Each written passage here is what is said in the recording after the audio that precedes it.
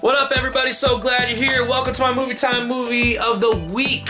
This week's movie of the week is Paul Walker's last film, Brick Mansions.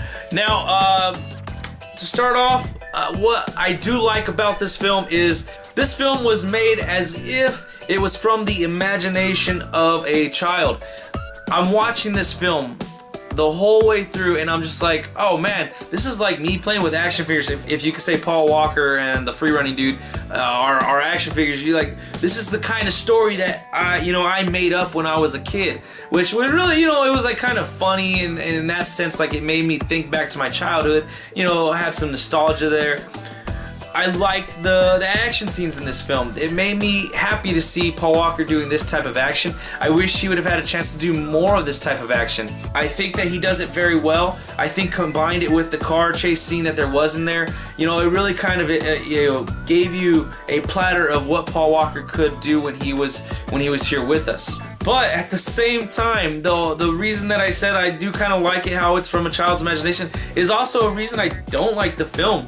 The film was so off the wall dumb that it was hard for me to actually say like this is a decent film. This is not a decent film. The best part of it are when they're running around and punching people. But to give you a few examples of why this is not a good film, for one, just the quality of the make of this film is terrible. The freerunner guy, I'm gonna look at his name now because I can't remember it. David Bell. David Bell's his name. So the whole time, every time he spoke, the whole time throughout the movie, it sounded like every line of his was dubbed over. Terrible, terrible. This is not a film that's in a foreign language. This is an English spoken film. So that was really, really annoying. You can hear even Paul Walker at times. They had him dubbed over certain parts of the film where the camera wasn't on him. There was a scene where they're running at each other and they don't even really, they're just turning a corner and they already have Paul Walker his dubbed voice over the film, and then they show them doing something together like they knew where each other was, and I'm like, come on, really? Like that just, I don't know, to me that was bad filmmaking.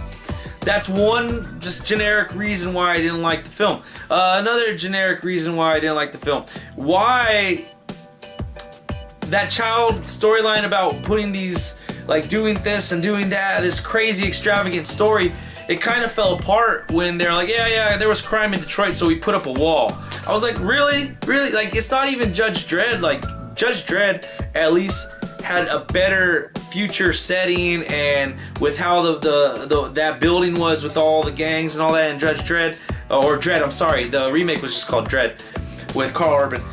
And at least in that one, it was better laid out. In this one, it was just kind of like, oh yeah, there's drama, there's a lot of crime, there's a lot of killing, it's the highest it's been in 40 years. Let's put up a wall and put all the people in there and leave them in there and make sure they don't get out. For me, that was a really dumb reason for them to have this whole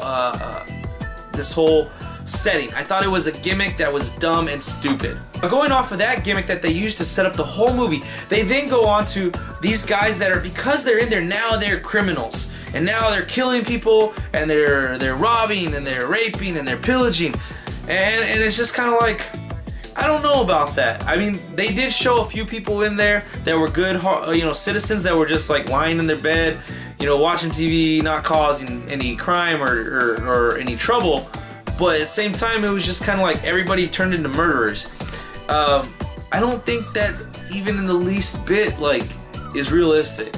Now, going with that whole motif of these are all criminals, murderers, rapists. Now, you have like the Army National Guard as well as cops, policemen, letting these rapists, criminals, pillagers out of the area for an hour just to go kidnap a chick, and then they let them come back in.